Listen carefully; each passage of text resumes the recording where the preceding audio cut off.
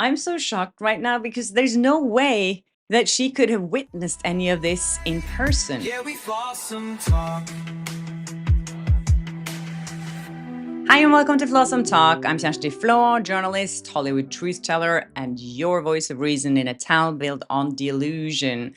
I hope everyone had a great weekend, and thanks for watching all my episodes last week. I spoke about Ryan Reynolds' appearance in Toronto at the film festival, where he got some backlash from how he behaved, especially in front of a kid. And then Blake Lively was in New York, where she was promoting her hair care line. And all the outlets were talking about her outfit and how amazing it was. It was so fashionable, except the Daily Mail, who did a story about how awkward everything was. I did just read a comment before I got on now. And this person said that she feels a little bit sorry for Blake now, that, he's gone too far and people are attacking her too much. And I see where you're coming from. And I also can see how Blake Lively's strategy is working, because that's exactly what she wants. That's why she shows up at these events looking so innocent and smiling and taking care of the fans and behaving in a completely different way that I've ever seen her behave before.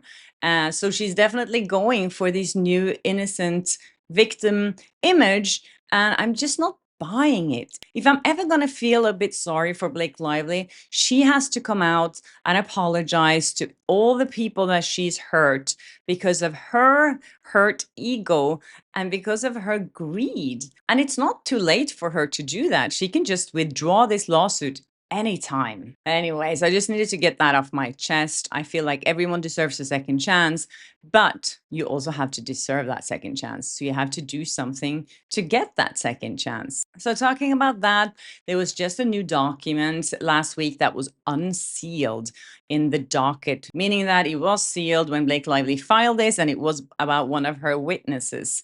So we couldn't see who the witness was. Back then, it was a lot of talk about these witnesses that would come forward, and now they have unsealed this document, and we know it is Isabela Ferrer. In this unsealed documents, it says that the parties' alleged conduct, the discrimination, harassing, and other inappropriate or welcoming actions, conduct, or comments made during production of the film, complaints or discussions about the work environment or conduct on the set of the film, the production, editing, cut, and creative process associated with the film, efforts taken to market or promote the film, publicly surrounding the film, the retaliation campaign alleged by Miss Lively. These are all the things that this person, Isabela Ferrer, is going to witness about. I'm so shocked right now because there's no way that she could have witnessed any of this in person, because she never had any scenes with Blake Lively. And as we know, she spent 4 days only on the set of It Ends With Us. So if she has this knowledge, it's only been given to her by Blake Lively, who has told her that this happened.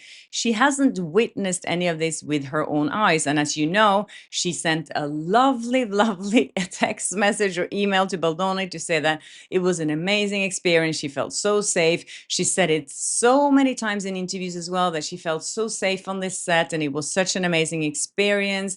And now all of a sudden, she said that she witnessed all these things. I found this Reddit comment, which I found interesting. It says that Blake Lively subpoenaed Isabela Ferrer in February.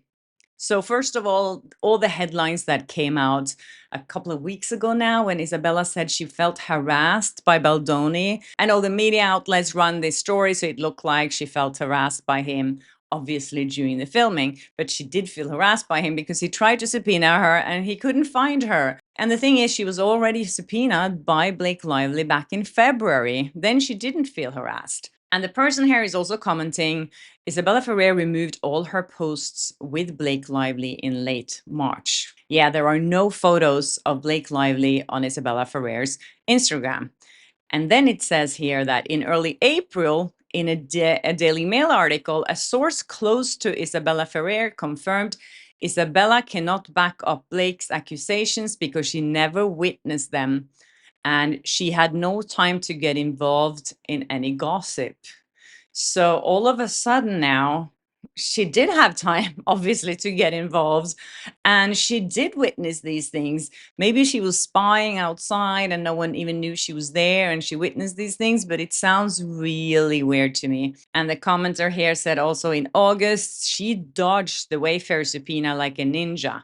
Isabella, sweetie, you better get your story straight. For sure. I don't know if she's being pressured here. I have a feeling that Blake Lively got to her and pressured her into doing this, because I think this is just terrible and it looks so bad, because either she lied to all these media outlets in all these interviews to say it was such a great experience and she felt so safe. I showed some clips from those interviews where she was praising everyone on set and she felt so welcome. It was like she was pouring out all this admiration for the crew, the cast, and Baldoni. And now she said that she saw all these things: discriminating, alleged conduct, harassing, inappropriate, or unwelcome actions. Yeah, what is it, Isabella? I'm sure that Brian Friedman is going to depose her because she is now one of Blake Lively's key witnesses. He has to depose her. So let's see what she says under oath. Anyways, Blake Lively posted a picture of herself in a bikini this weekend and the media picked it up. Apparently, her and Ryan went on this boat trip and he took this photo and she took the opportunity to promote some women, as she does, because she's so good at promoting other women. This is also something that I'm just like, I don't buy it, because I've seen how she treated other women, me included. And I just feel like if you're supporting other women, you don't behave like that towards other women. Yeah, I feel like every time she posts something is to promote another woman these days, and I just don't buy it. Anyways, this same article mentions how Ryan Reynolds was rude to a kid in Toronto, and they found a source here who's defending Ryan. Surprise! And the source told Page Six that Reynolds was in no way being rude with that joke, but was simply pressed for time on the carpet. So we all misunderstood this video that we saw and witnessed with our own eyes. He wasn't rude. It's so funny though, because it was picked up everywhere and there was video footage there. So we all saw it with our own eyes. Sorry, what's your question for me, buddy? Nice to meet you. Let's get to the question. And we, as critical thinkers, could watch this video and say that was rude. Don't say that to a kid. Don't behave like that to a little child in front of other grown-ups making fun of him. That's not cool. But this person saying that, it's not rude. That just means that you've been working too much with Ryan Reynolds and you don't think anything that he does or says is rude because you're paid not to believe that. And then here's more explanation for this. The TIFF staff was closing the red carpet and rushing Ryan inside. They said he couldn't stop for any more interviews, and he did, in fact, stop for the kid reporter on his own, as he has spoken to him at many events, the insider said. So this insider must have been with Ryan on the red carpet to witness this. So I'm assuming this is his publicist who said this. And I find it interesting that he has spoken to this kid at so many events before and he didn't recognize him, because if he had seen this kid before, it would be like, hey, how are you, kid? You've interviewed me before, I know you. But they kind of introduced themselves to each other. Sorry, what's your question for me, buddy? Nice to meet you. Then the person continues to say he was in no way being rude. There were a lot of other reporters trying to get questions in, which is why he bent down to the kids to have him ask the question. How nice. I love how they're trying to spin this into Ryan Reynolds being nice when everyone on the internet watched the video with our own eyes. The article says that still some critics were upset at the interaction, with one ex-user tweeting, "There is nothing funny about this. Kids do not understand these types of jokes where the person is being rude to them. It's called being mean." I agree. Also, when Ryan Reynolds was in Toronto, he was on stage in this interview and he admitted for the first time that he actually leaked the Deadpool footage. This happened before the first Deadpool movie was made. He couldn't get it made, and he decided to do something basically illegal that could have gotten him in a lot of trouble, and that possibly got other people in trouble as well. So thank you, Zizi, for sending me this video from Toronto where he's actually admitting this on stage. And they just wouldn't do anything with it. So then some asshole leaks it online. And I'm like, looking at the guy in the mirror brushing my teeth. And I'm like, dude, what have you done? This could be punishable by law. He's been lying about this in interviews for years. Here's what I'll say. There's only 4 people that could have leaked the footage, and I'm pretty sure it wasn't me. So that narrows it down to 3 other people. It really does. Okay. Yeah. So we all sort of said at the beginning, someone should leak it, someone should leak it. So the idea was planted, but I'm 70% sure it wasn't me. Okay, perfect. All right. Please just answer the question. Oh, well, for fuck's sake. I mean, I might have provided an assist.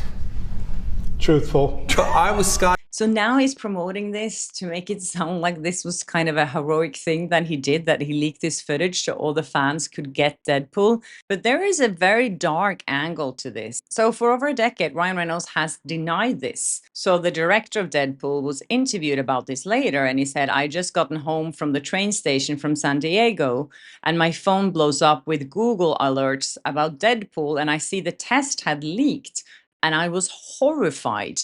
I immediately wrote Fox an email and said, I swear on my daughter's life, I did not leak this test. So for Ryan Reynolds to do something like this, go behind these people's backs and actually leak this footage, it could potentially have ended up in a very expensive lawsuit, because studios are very strict about these things.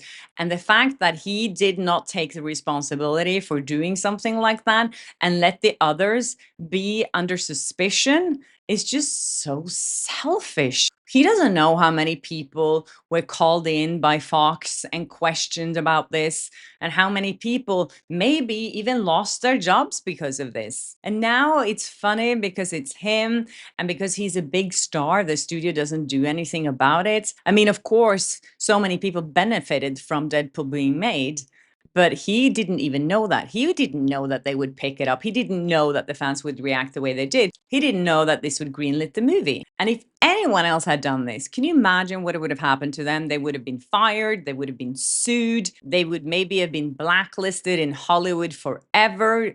Their reputation would be tarnished. So he let this go on for so many years without coming out, actually taking responsibility for it. And now when he does, he's not even sorry about it. He's just like, hey, this is a joke. This is so funny because I'm Ryan Reynolds and I can get away with anything. Can you imagine if a junior or someone else had leaked this, the consequences? And I think what you see here, the parallel with It Ends With Us, is really that Ryan Reynolds is willing to do anything to get what he wants. He's willing to break the law. He's willing to bend any rules, which also makes me believe that he really helped Blake Lively in taking over It Ends With Us, because this is what he does. We know that they work together. She said in an interview, she said, Ryan works on everything that I do and I work on everything that he does. And yeah, that's not the only time he blamed other people for something that he did. Something that also came out now in Toronto Film Festival. I actually heard this story before. Ryan Reynolds, I think he told it on a talk show or something like that. He spoke about when he was in a movie with Denzel Washington, and then there was this intense scene. It was very emotional and Denzel was crying, and then all of a sudden a phone rings and Ryan recognized his ringtone. It was his. And Denzel was furious because someone ruined the scene. And Ryan Reynolds looks at the stuntman and pretend that it wasn't his. You know, and they call cut. The first AD yelled, who the fuck's phone is that? Denzel goes, who the fucking phone was that? And I stand up and I look at all the stunt guys and I go, who the fuck's phone was that? Of course, they had to reshoot the scene, and who knows who got fired after that. I think the fact that he actually tells these kind of stories as jokes, that he's blaming other people for his mistakes, and he's kind of proud about it, I think is horrific. I think it's so awful. And I think the fact that people in audiences are just laughing about this, I think it's even worse. Anyways, let me know what you guys think. If you think that Ryan Reynolds leaking that footage and admitting to it 11 years later is funny, or if it just shows that he's the kind of person who's willing to do anything to get his way. Yeah, it makes me think about that comment that I read from yesterday. Someone saying that Ryan Reynolds would be the first person to hide in the lifeboats for the women and children on Titanic. I do agree. I feel like he's that kind of person. So yeah. Thanks for watching my video, you guys. I really appreciate so much all the support you're giving me, and I love the comment section here. It feels that there's so much support here. People are being so respectful, and whenever you have something really important you want to say to me, please email me or send me a message on Instagram, because it's so many comments sometimes that I can't get through them all. But I do really appreciate feedback. Some people get annoyed with little things that I do. And I promise you, I'll try my best not to annoy people, because that's the worst thing, to watch someone that do something that annoys you. Anyways, please subscribe if you haven't. Hit the notification bell and like and share and comment and hype and do all that good stuff. And I'll see you in my next one. Bye.